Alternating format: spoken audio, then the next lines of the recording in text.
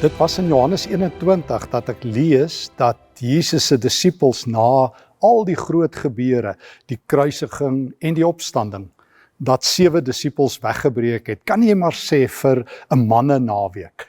Hulle was op hulle visserskuit op die see van Galilea. Hulle was almal daar. Simon Petrus, Nathanael, die seuns van Zebedeus, Thomas en nog 2 ander disippels. Ek kan dink wat het hulle alles gesels daar die aand. Hulle het elkeen hulle eie storie gehad van wegvlug van Jesus en teruggevind. Hulle het geweet wat dit is om Jesus te verloon, te verraai, in die steek te laat. En nou is hulle almal aan boord van die skip en daardie nag vang hulle niks nie. En dan die volgende oggend vroeg of teen sonop staan Jesus op die strand. En dit is die geliefde disipel wat hom herken en uitroep, dit is die Here. Jy sien, dit is hoe die pelgrim van vrede loop. Hy loop jou in. Hy bly op jou hakke. Hy loop sy disippels kop onderste bo. Petrus spring oorboord nadat hulle 'n klompie visse gevang het en hulle almal hardloop na Jesus toe. En weet jy wat doen die prins, die pelgrim, die Here, wat vrede in sy hand het? Hy het vir hulle ontbyt gemaak.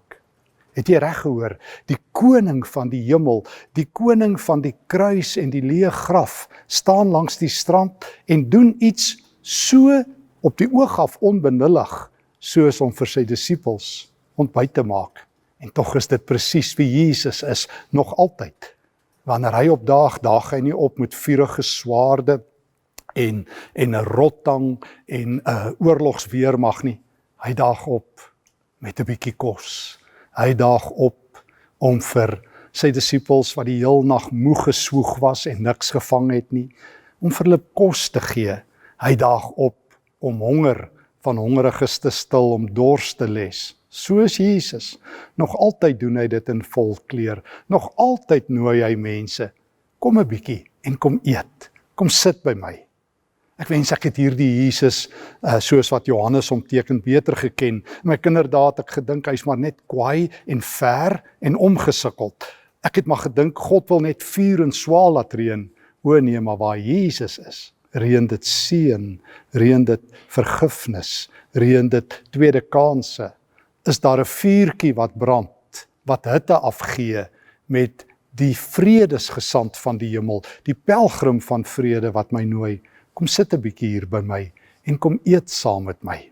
Het jy dit nodig? Wel, daar's vir jou plek.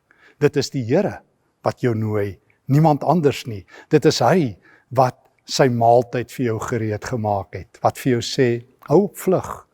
Jy wat so moeg is, hou op wegkruip. Jy wat so dikwels weghardloop. Ek het gekom om saam met jou maaltyd te hou.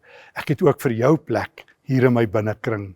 Kom tot rus, kom tot bedaring. Vind rus soos wat 'n klein kindjie aan sy moeder se skoot rus vind.